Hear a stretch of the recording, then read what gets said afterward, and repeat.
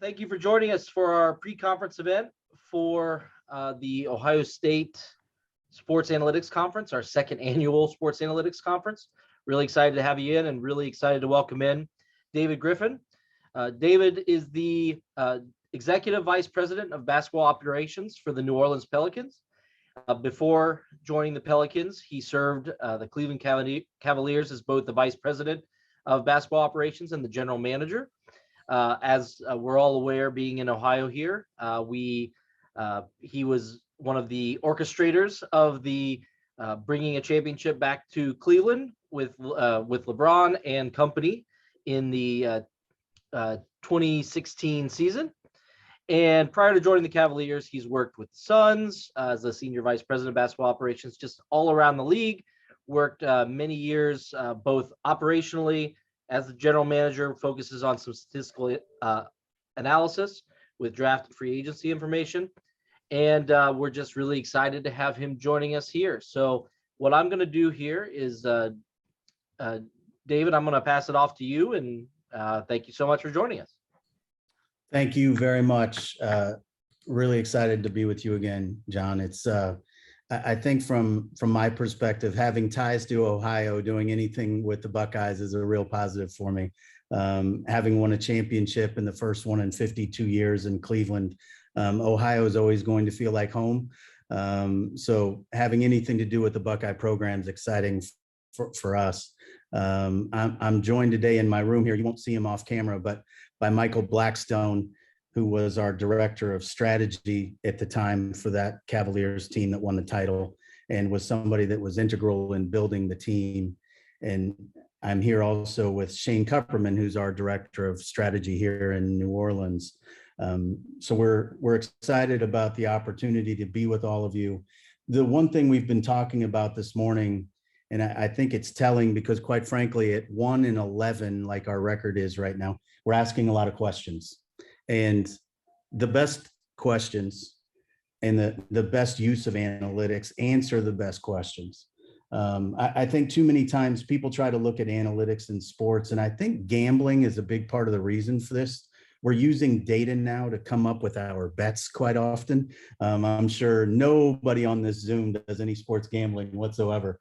But we're using data as an answer in and of itself far too often. And I think the best teams in sports use analytics as just a means of answering the best questions. And that's really a critical difference. And I think, unfortunately, because we're in the age now of Moneyball sort of leading to widespread analytics use in sports, I think we're at the age now where everybody wants to believe the answers are black and white, that the answers are very clearly A or B. There's no in between, and you're a complete idiot if you can't grasp one of those two answers.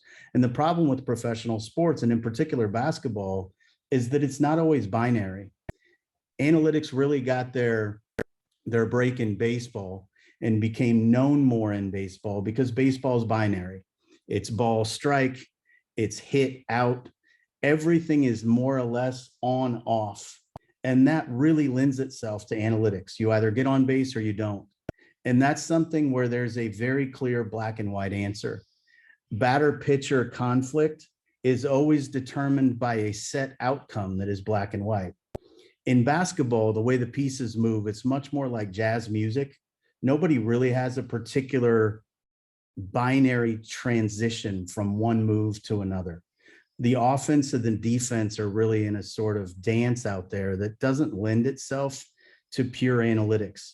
So what we're seeing now, and you've seen this in baseball and football also, is that analytics includes an awful lot of use of cameras, by way of example, to show us those bodies moving about the field or the court, to show us that dance in a way that data can capture. But none of that matters if you're not asking the best questions. And I think what we've seen historically, Golden State's juggernaut and their dynasty of championships, they had and it's hard for me to say this, John, because they were our bitter enemy in Cleveland, but they had a saying there that was really critical. And I think it's never been more true than it is now. but everything was numbers driven. And I think strength in numbers was their slogan. And it was strength in numbers in terms of the depth of their roster, but it was strength in their analytics department in terms of the quality of questions they were asking it to solve. And that really started with Steve Kerr. As a basketball player, Steve was very much of the mindset that there were answers to questions. And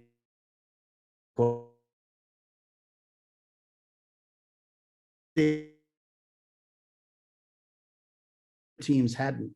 More teams may have taken credit for being analytics driven and for trying to be unique, but Golden State was leaning into them in every aspect of what they did. And it's not an accident that they built a championship squad. It's also not an accident that a team that's paying more money in tax than several teams are paying in payroll continues to be a juggernaut. But when they started the process, they were on level footing with all of us, and they got ahead of us by the numbers because they asked better questions.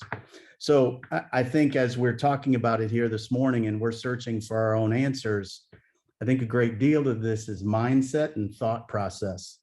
And if your mindset is that we're already better than everybody else, you stop trying and you stop trying to ask the right questions. And what I'd like to do for you is just take you through a little exercise that shows you a little bit about that thought process. So John, if I could get set up to share my screen here. You should be able to. Are you not able to? I am able. Here we go. Thank you. Yep. So this thought process that we're talking about involves a lot of different steps. And I think for me, one of the most enjoyable exercises we've taken our staff through, we've done this both on the basketball side and the business side to address this thought process. And frankly, to try to bring some humility to the process where people think they might be ahead of the curve, is to try this exercise. So this will be different for some of you, and some of you may know this. If you know the answer, keep it quiet. But if you would play along with me here, pick a number between 1 and 10. And once you have that number committed to your mind, multiply that number by 9. So now you should have a number in your head very clearly. If that number has multiple digits, add them together to create a new number. John, you still with me? I got you. All right. Subtract 5 from your new number.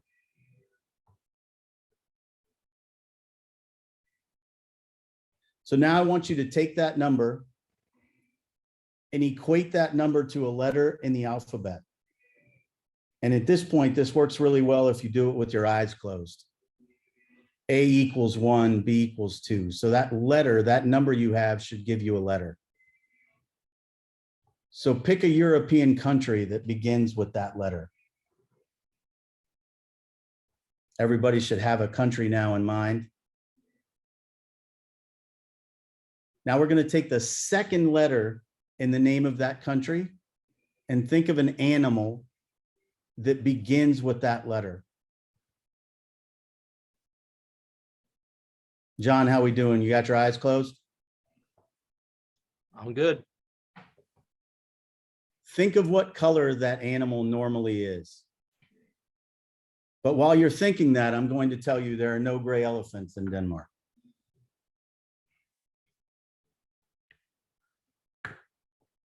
John, did you have a gray elephant?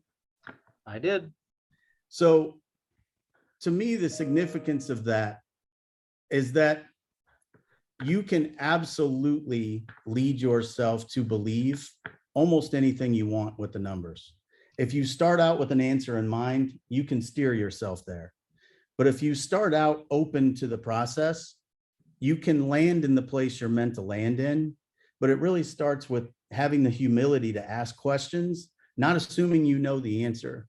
Now, I have no doubt that many of the people on this Zoom, because you're an analytics group, understand the power of 9, and you probably understood where we were trying to take you. But I also think what happens far too often is that there were a number of people that were participating that thought they knew the answer that didn't actually know the answer. Sometimes you jump too far ahead. And we've been guilty of that here. I think this offseason, I think we thought we had some answers, and we were probably guilty of thinking we had too many answers, because what you can't foresee are significant injuries to your two best players. Now you've got to have a team that can function despite that. The teams that are the best in this league are Swiss Army knives. They have the ability to deal with adversity in a very different way than other teams do, in part because they're deeper, but in part because culturally, they come at adversity looking at it as opportunity and not as something that is a shortcoming, not as something that is to be feared. Every adversity is opportunity. The further behind you are, the further ahead you can get if you answer questions correctly. And so to me, what I would like everybody in sports analytics to think about is that you're really there to answer questions. Don't think that by virtue of the fact that you can run data and you can code and you can derive more information from the existing data than anybody else, that you now have the answer. What you have is the ability to answer the question. You don't know always the right question. You just have the ability to answer the right question. And that's when you really run an organization that's well run from an analytics perspective. And we've done it in Cleveland. We've won a championship.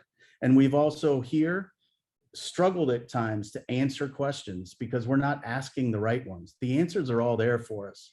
And unfortunately, in the age of social media, everybody thinks they know the answer, but they don't know the right question always. And so we're searching for those correct questions more than anything else, John. And if there are any questions from your group, I'd be glad to answer those. Well, thank you. Thanks, Griff, for that. I think one thing that you said that resonated, I remember, I'm trying to actually look it up here because it was at Sloan that was discussed, and I think it was Bill James that was talking about it. And one of the quotes that he had said was that I think I'm trying to remember the exact term. I'm looking through my notes here, but that the key to like intelligence or to wisdom, or the key to wisdom was not intelligence, it was humility. Being able to say that you don't know the right question at every moment, that you have, or you don't know the answer, you have to come up with the right questions and say, I don't understand this, I need to go look into it. And I thought that was something I noticed that my co-advisor who was with me at that conference was we both reached for our notebooks when he said that and said this is something that resonated with us. So I think that really resonates there. I see a couple questions. John, to that point, when we hire people, one of the overarching characteristics we're looking for is humility. Tell me how many times you've been wrong. When someone brings you into an interview setting and offers you the opportunity to tell you what's been done wrong, never blame it on anybody else. What did you do wrong and what did you learn from that? Because if you can start from a place of humility, it gives us a better feeling that you'll ask better questions instead of trying to offer everyone the answers. So one of the questions that came in about this is, what gives people, what kind of training or background, or not necessarily background, I guess, but how do people get better at asking the right questions? Well, I think for starters, the different understandings that you bring to the subject matter is really important. Don't spend your life doing analytics in an area you're not passionate about.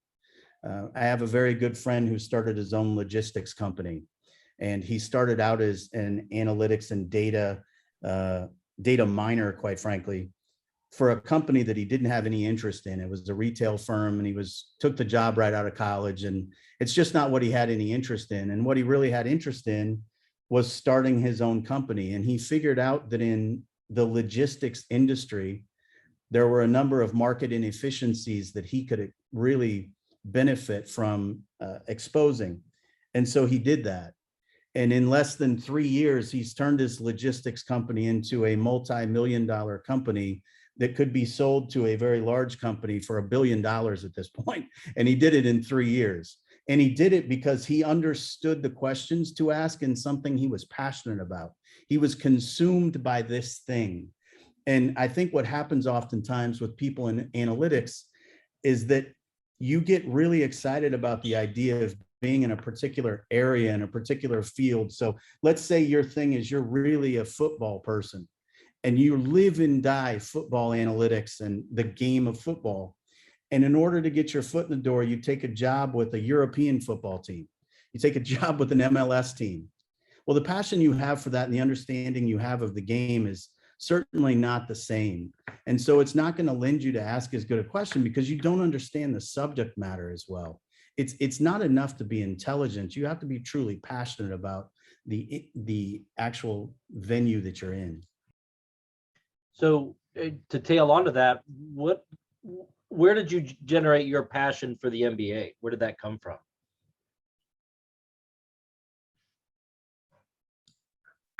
John, I'm sorry, I lost you there. Could you say that again? So where did your passion for the NBA come from in your past? What sparked that in you? It's a good question, John. It's actually, you and I have talked about this. I've actually shown you the image that did it for me. So when I was about 6 years old, the Phoenix Suns played the Boston Celtics in a triple overtime game in the NBA Finals. And I was watching that game on TV. And back then, games were tape delayed. And I was watching the game on TV, and Gar Heard made a shot that was known at the time as the shot heard around the world. And it was a rainbow jump shot on the baseline against Boston, and it sent the game into triple overtime. And 6-year-old David Griffin was 100% sure we were going to win that game and win the championship. And we had our heart ripped out from us at that point. But as family lore goes, at that moment, I decided I was going to be better than Jerry Colangelo and win a championship in Phoenix. And as fate would have it, I've not even scratched the surface of being as good as Jerry Colangelo, and had no opportunity to bring the championship to Phoenix. But it did fuel my passion for the sport and fuel my passion for the team. And it was something that really guided every decision I made. I think it's really important that everybody understand you have to connect the dots to where you want to go.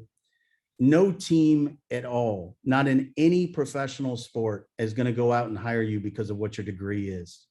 We're going to hire you because of how you connected the dots to get into our world and how you showed us how passionate you were about a particular aspect of what we do. And I think that's really important. I like that. I think that try to instill that with the analytics. If you're not passionate about what you're doing, you're spinning your wheels at that point. It's all about just the belief and the love of what you're doing is so important. I see that I'm going to make sure you're still with me here because I know I think you're getting some in and out connection issues, but I'm going to go through a couple other questions here that we have here.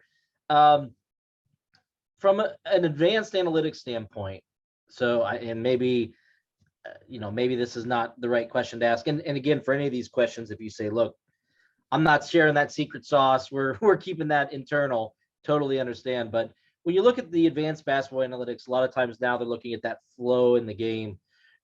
What do you look at as like your keys, the most important to you, or is there anything that stands out more than others when you're looking at talent? Yeah, I think one of the challenges, John, in basketball analytics is that the data sets just aren't robust enough. If you look at analytics in baseball, and you mentioned Bill James earlier, Bill James can take his metrics and apply it to Ty Cobb's period of time in baseball.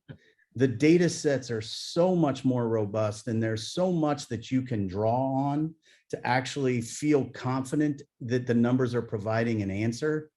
I think one of the issues that people run into is that you want to believe that all numbers are created equally, and they're not. And so one of the things that's happening, and you mentioned Sloan, one of the things that's happening now in basketball analytics, and I believe Neil Johnston, who's an Ohio State guy, is going to be here, by the way. So he's going to be presenting the paper, and it's really about an algorithm that enables us to go back and look at video of past games and identify play calls from that algorithm.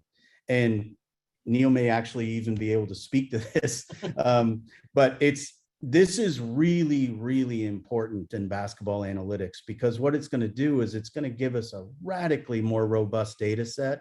It's going to give us far more to rely on.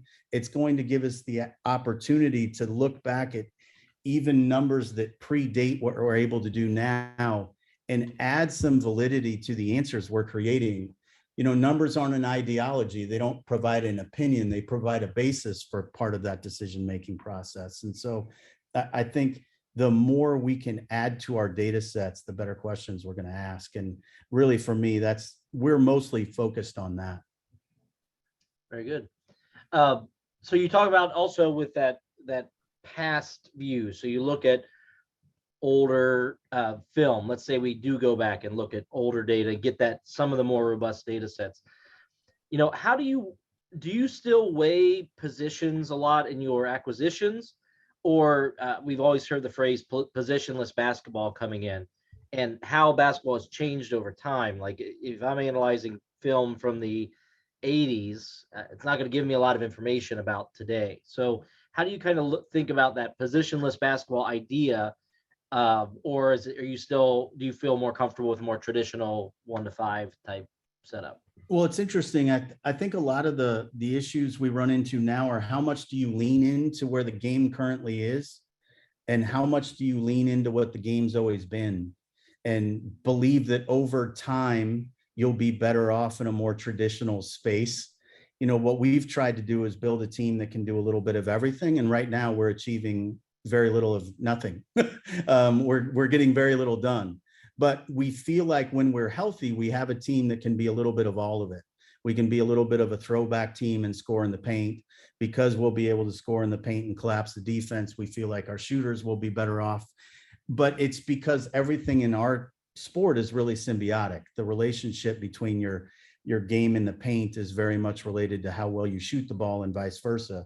Houston and the Rockets, what they did with Mike D'Antoni, where they played 5 smalls together without a center, they leaned completely into that from an analytics perspective. And Daryl Morey's always been this guy.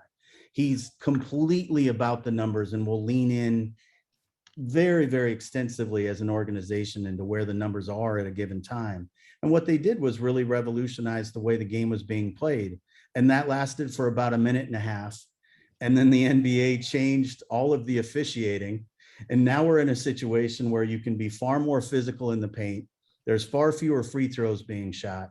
We changed the ball to a much harder ball that doesn't come off the glass in the same way whatsoever. And so shooting numbers are down.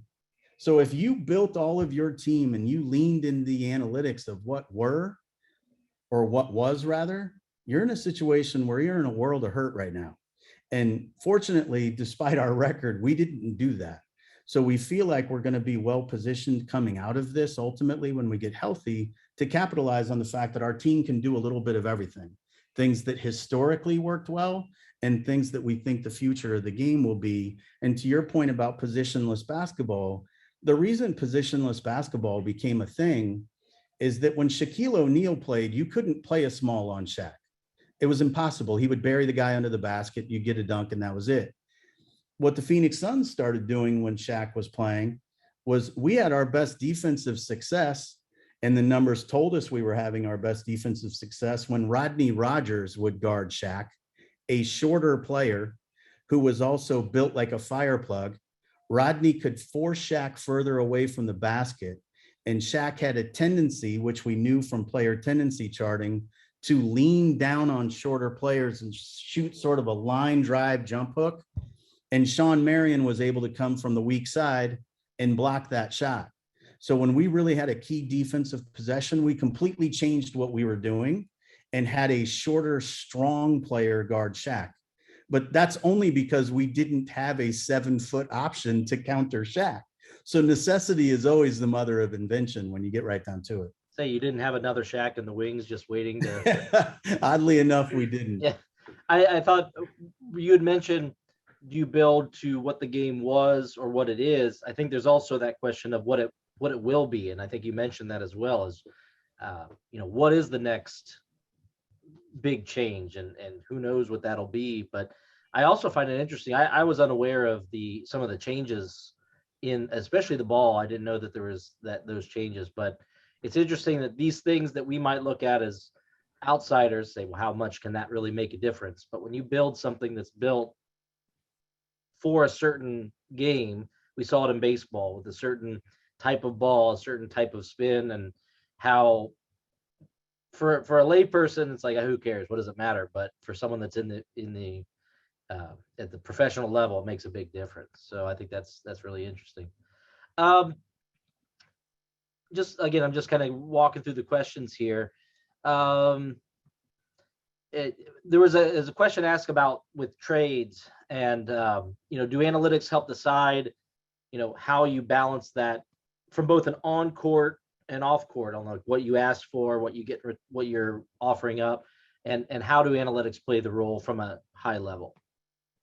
Yeah, so they certainly play a very big role in trades, both in terms of identifying the players we want, in terms of players we believe are a fit for us, which we do quite often based on play types, the play types that players are most effective in, and the opportunities we think we have playing off of our players. The best example of this, and John, we talked about this, our championship team in Cleveland really leaned into a play style that was setting records in the Eastern Conference playoffs for threes made. And that was because we were playing Channing Frye as a 5 shooting threes. Now everybody has a 3-point shooting center. Well, we did the same thing in Phoenix because Mike D'Antoni was well ahead of the times. And Mike was somebody who leaned into the idea of more shooting. So at that point, we saw a market inefficiency. Channing Frye hadn't even started shooting threes yet when he was in Portland. And we signed him as a free agent. We said, by the way, Channing, we want you to shoot every 3 you possibly can. And he was like a kid with a new toy. I mean, it was unbelievable to see his face when we told him that's what we wanted him to do. Mike D'Antoni was the guy who turned Boris Diaw into a 5. Again, necessity being the mother of invention.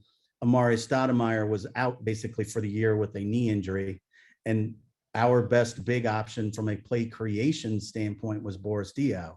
So a lot of these things in terms of trades and acquisitions have to do with fit in the role you have. Boris was not an ideal center for any other team in the league. But when we acquired Boris, Mike knew immediately that's what he wanted to do with him. And we knew before we acquired Boris that we were going to use him as a playmaker. And so those things matter a great deal. And what that comes down to quite often is just trusting that what you want to do and what you want to run will work if done with the right pieces. Too often you can acquire a player who meets a certain analytics benchmark and everybody says, oh, they got the best player in the trade. And then what ends up happening is the best player in the trade was a terrible fit for the team he went to. And none of the pieces ever fit around him. And he didn't last very long there, making a very large number. That happens quite often. So what you try to do when you're in a situation like we are in terms of needing to build a sustainable future without missing on big contracts is if you're going to invest in people, you need to invest in the ones that are the best fit for what you intend to do with them. And I would be the first to tell you, we haven't done a great job of that in the short term, but long term, it's certainly what we're going to try to leverage. And analytics are a huge part of that in literally every step along the way. Yeah, you hit exactly what my next question was going to be about the importance of fit versus the numbers. And I think that you answered that right off the bat. I think that's just at least recognizing the importance, I think is key in that case. Question about the college game, which I mean is basically saying how college is it's like a night and day, a totally different sport than the NBA. When you look at college players and you're evaluating them, how do you make that change from college to NBA with your internal evaluations? That's a good question, John. And I would tell you that as a league versus other leagues, our draft is more imprecise league-wide than others. And a huge part of that is because we are trying to use analytics. And when you're comparing the college game and the NBA game, it's roughly akin to apples and oranges, but it's really not. It's like apples and hand grenades. I mean, you're comparing things that have almost nothing to do with each other. Officiating in the college game is so radically different than it is in our league. The speed of play is radically different. The quality of play in college basketball has gotten worse every single year for year upon year because the kids are leaving school early. And now with the existence of Overtime Elite, which is getting kids in high school as professionals when they're sophomores and juniors in high school, and the Ignite program, which is taking some of the best high school seniors, having them not play in college basketball, what you end up with is a very watered down product in college basketball. So the metrics that used to matter in college in terms of showing a good transition to the league are nowhere near as important as they used to be. And that was an imperfect, very small data set to begin with. So now you add to it, we're pulling away some of the value and merit in those numbers. It makes it very challenging.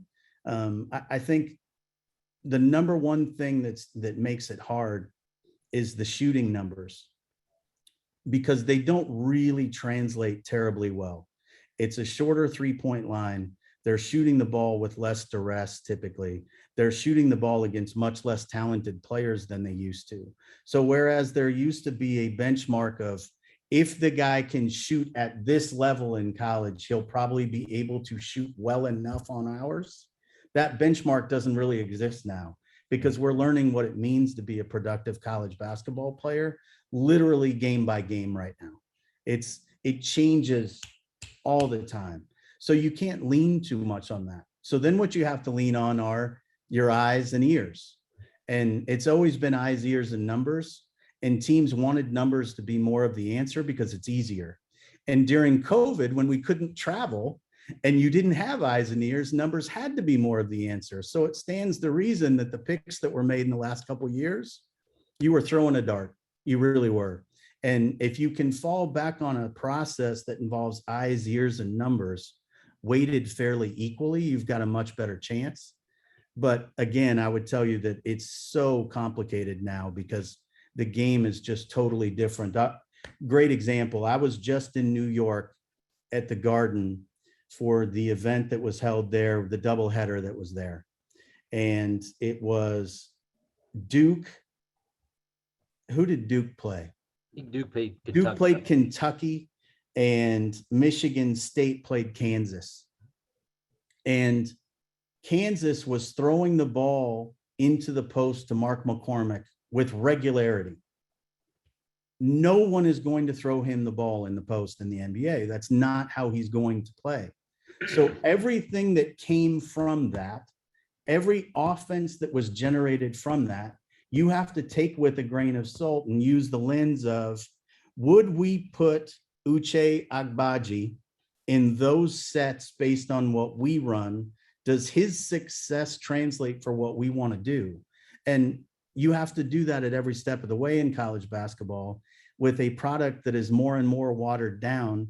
You know, there was a time where if you went to UCLA practice, you saw more talent with the second and third string competing against the first string than you saw if you saw Cal State Fullerton play a game against UCLA.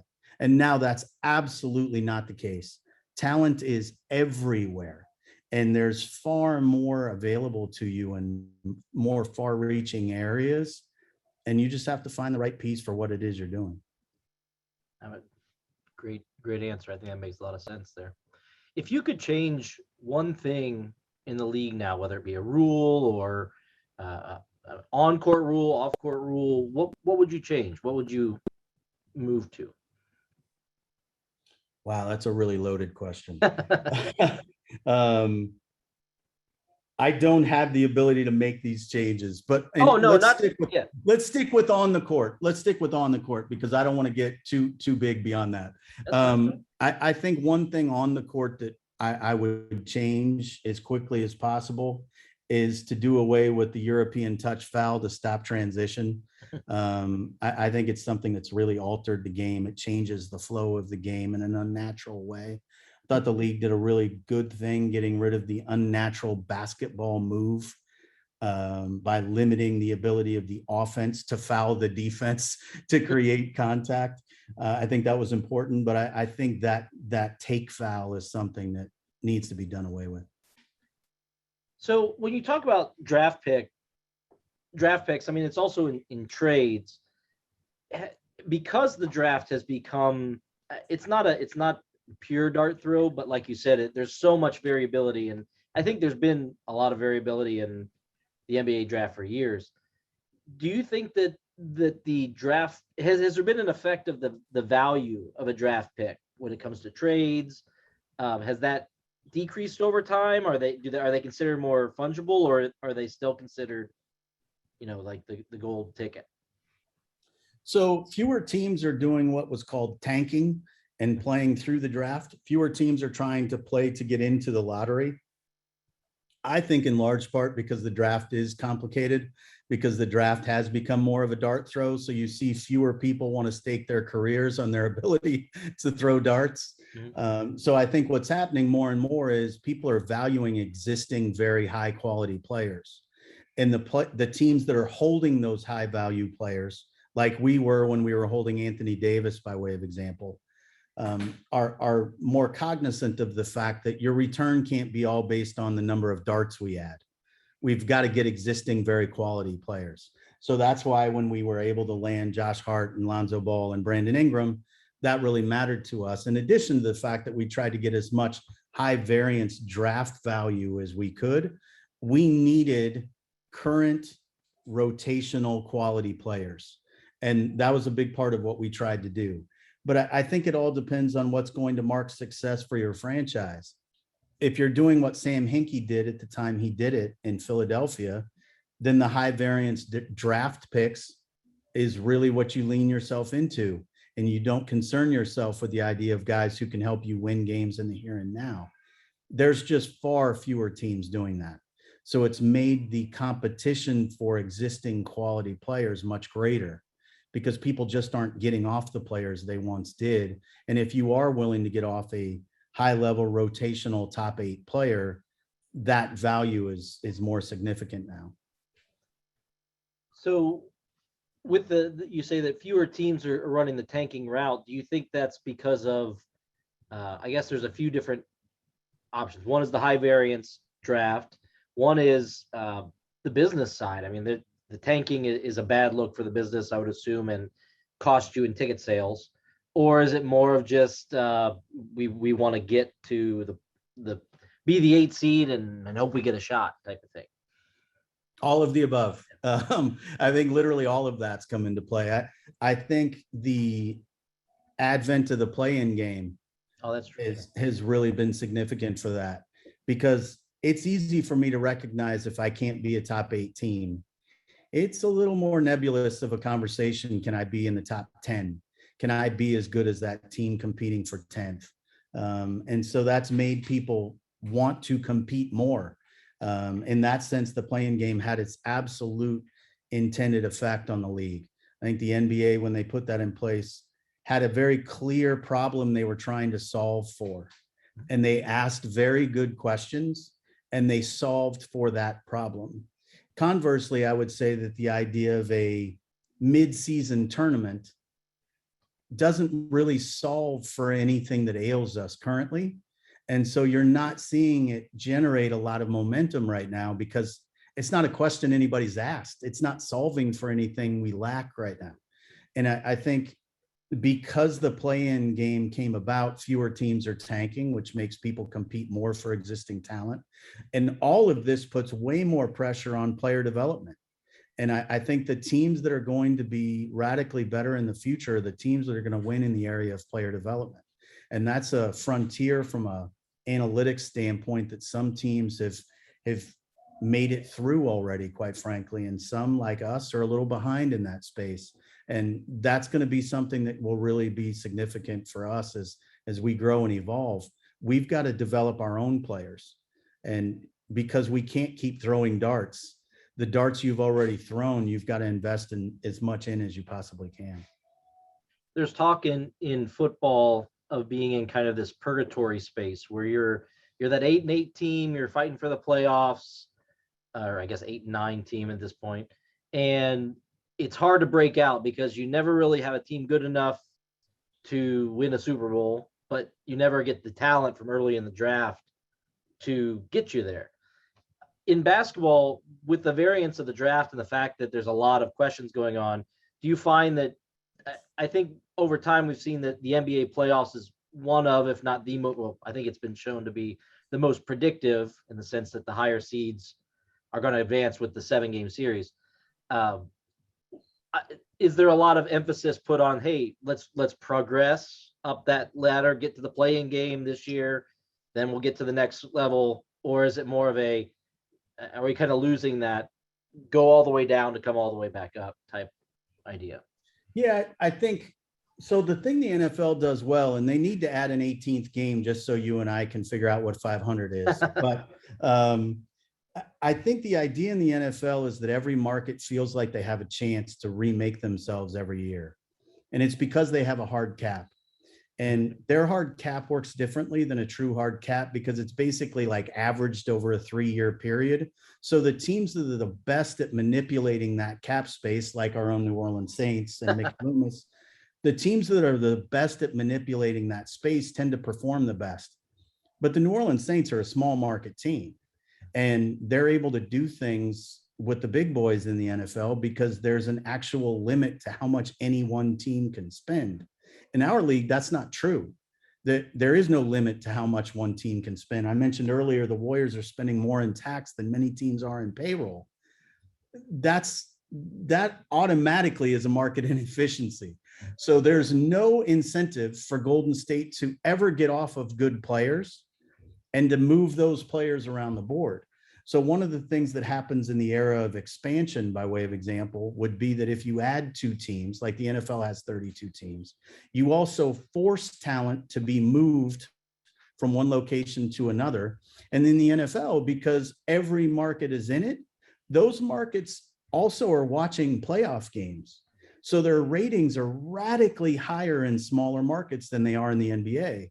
Because in markets in the NBA that haven't made the playoffs for 15 straight years, a lot of those teams are not getting national coverage in the playoffs. The NFL never has that experience. So I think their system lends itself to far more of finding the middle and then excelling from there. Ours makes finding the middle very challenging. So what happens is, by and large, teams go from where Atlanta and Denver were to being very good, and it feels like overnight.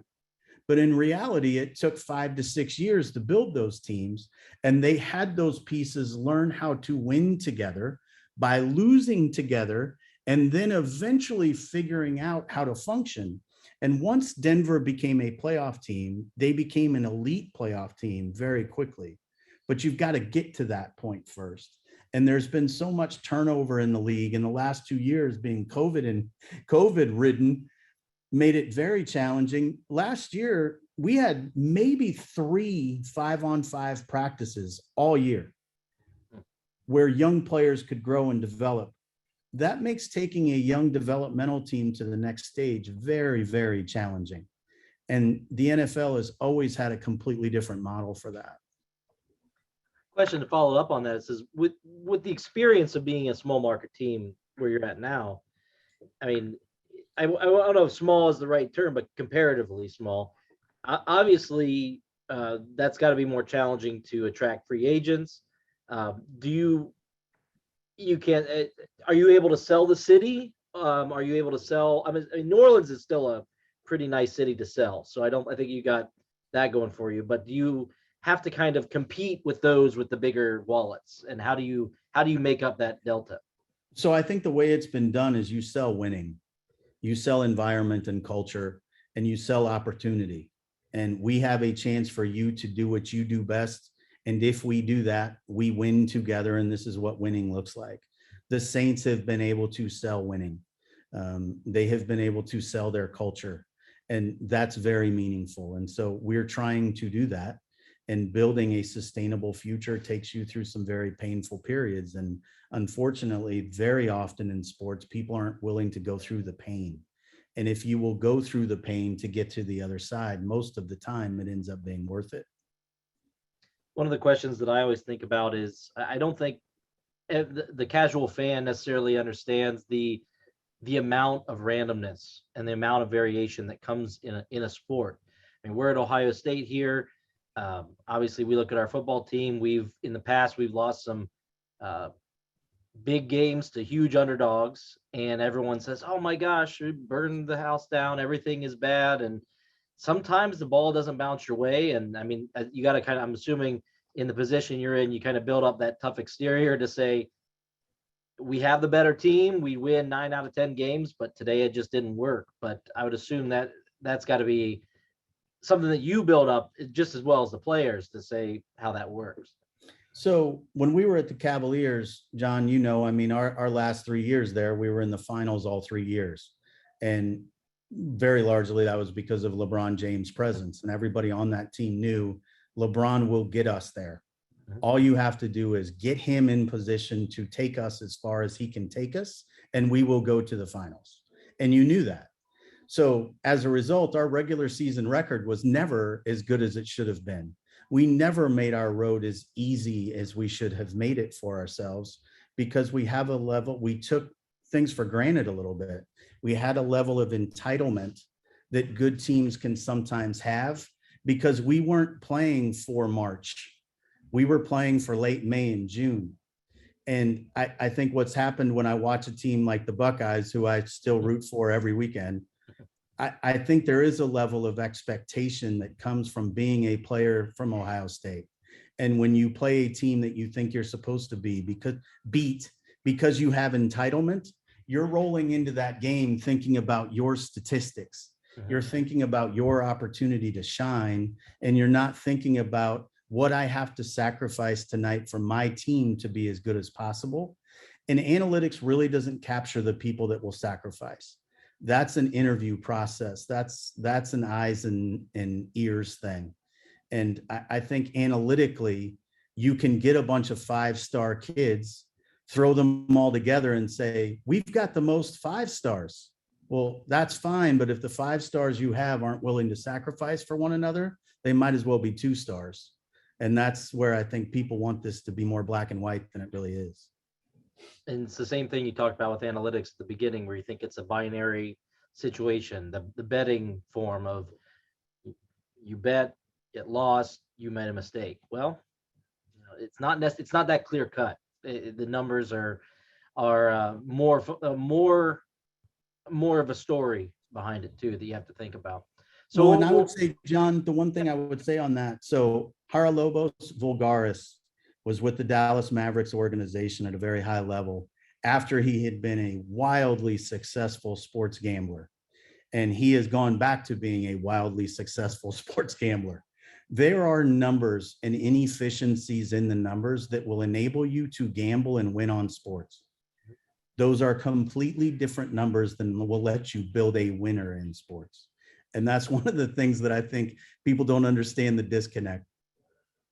So while we wrap up here, so you can get back to your day here. One final question here is about the 82 games schedule in the NBA. And there's always talk. You'd mentioned the midseason tournament. And I think you're right that I don't know if that answers the question.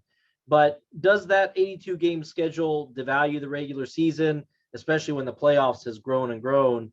Have we found it? Do you see a solution or a problem? I mean, maybe there's not even a problem there.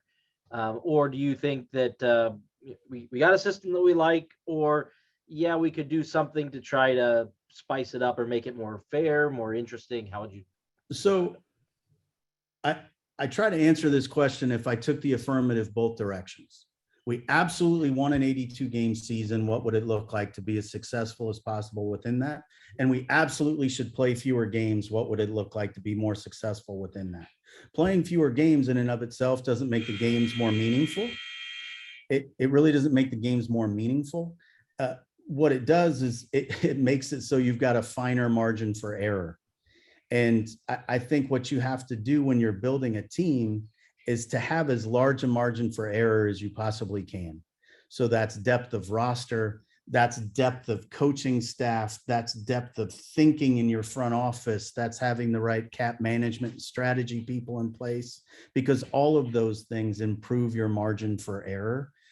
And right now in the NBA, with an 82 game season and having 10 teams play in, your margin for error is fairly large in terms of the number of games you can, quote, give away, but it's not large in terms of your ability to develop players within those games. So it all depends on what your focus is. And I think teams that are very star driven are going to continue to do what our Cavaliers teams did, which is take regular season games for granted and play for the future. And the teams that are playing for the future have to make the most of every moment of development time they can possibly get. And the teams that thrive in this league are going to do a better job of that than others. And again, that's not predicated on how many games you play. That's approach no matter how many you play. So just one last follow-up is you're speaking from a basketball development side. As the VP of business, basketball operations, I'm assuming you have work on the business side.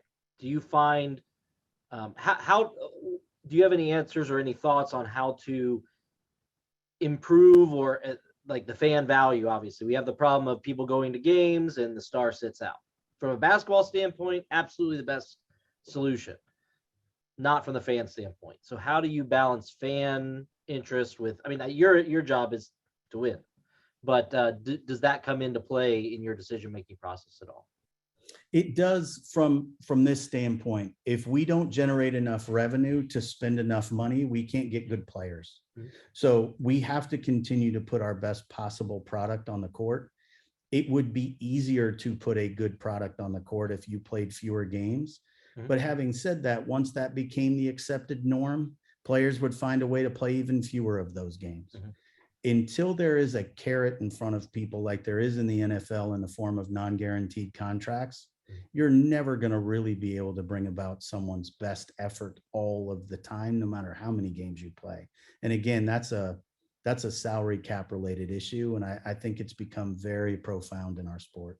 I think it's get the best effort out of the player, but also balancing team interest. I mean, your team interest, it was beneficial to sit LeBron, let him rest up. I mean, when you talk about positionless basketball, I don't know if he was one of the beginners of that, because sure he wasn't positionless, he was position everything. So yeah. LeBrons don't come around that often. I'm just for maybe you grab the next one next year as it comes around. I'm sure you can find them in the weeds there. But, yeah, exactly. That'll happen. It'll just growing on trees. Yep, no problem. Well, I just want to thank you so much. This has been great. I love the conversation here, and really appreciate you joining us, especially on the holiday here and jumping in for the time we have. For everybody else, thank you so much for coming. We'll look forward to seeing you tomorrow. We start at 8:00 and we'll be going all day. Please come in and join us anytime. Come in and out. Love to see you, and go Bucks. I guess we'll end with that, and go Pelicans. Thank you, John. Thank you. We'll see you later.